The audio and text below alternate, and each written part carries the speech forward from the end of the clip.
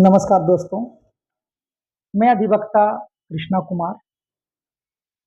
आज मैं आप लोगों के सामने भारत के संविधान के भाग 4 राजनीति के निदेशक सिद्धांत directive principles of state policy, इसमें अनुच्छेद 36 से कामन दिया गया है। दोस्तों, भाग 4 सरकार को दिशा देता है कि देश के कल्याण और विकास के लिए नीतियां कैसे बनानी चाहिए।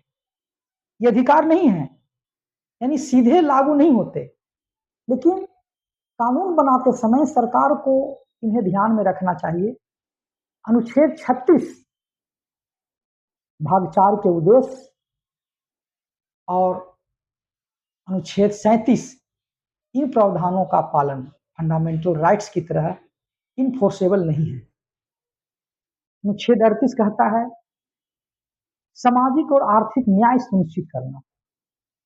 अनुच्छेद 39 कहता है राज्य को समानता, आर्थिक न्याय, बच्चों और महिलाओं की सुरक्षा सुनिश्चित करना। दोस्तों, अनुच्छेद 40 कहता है पंचायतों और स्थानीय शासन को सुदृढ़ तरीके से काम करना, यानी अच्छे ढंग से काम करना। अनुच्छेद 41 कहता है सामाजिक सुरक्षा और स्वास्थ्य की सुविधा देना। अनुच्छेद 42 कहता है मजदूरों के लिए उचित कार्य और सुविधा। अनुच्छेद 43 कहता है मजदूरों के लिए न्यूनतम जीवन स्तर और कल्याणकारी उपाय।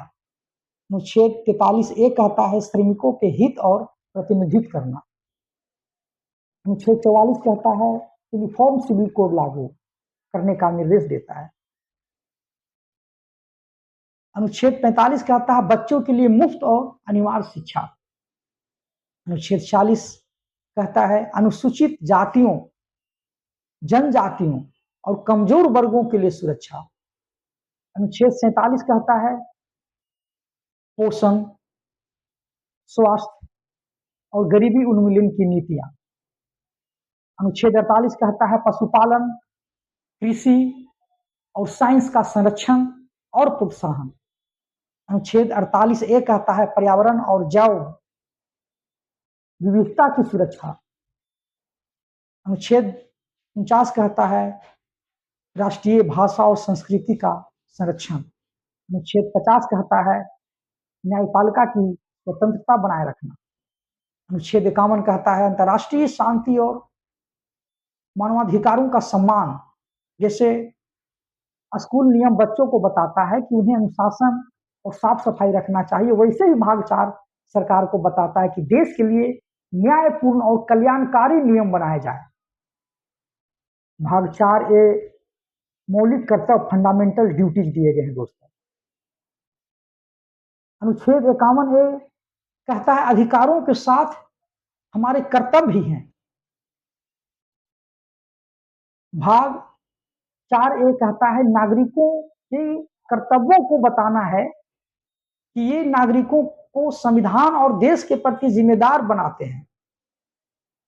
मुख्य कर्तव्य है भारत की एकता और अखंडता बनाए रखना, संविधान और कानून का सम्मान करना, राष्ट्र और स्वतंत्रता सेनानियों और राष्ट्रीय ध्वज का सम्मान करना। दोस्तों, देश की सांस्कृतिक और शैक्षणिक विरासत को बढ़ावा देना है। दोस्तों, पर्यावरण और प्राकृतिक संसाधनों की रक्षा करना, बच्चों को क्लास 6 से लेकर क्लास 14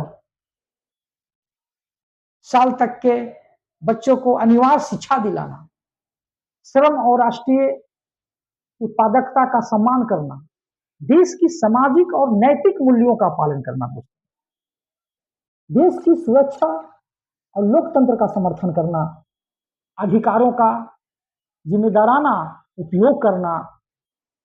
वैसे आपके पास खेलने का अधिकार है, उसी तरीके से आपको खेल के नियम को भी मानना चाहिए। इस तरह अधिकारों के साथ साथ कर्तव्य जुड़े हैं।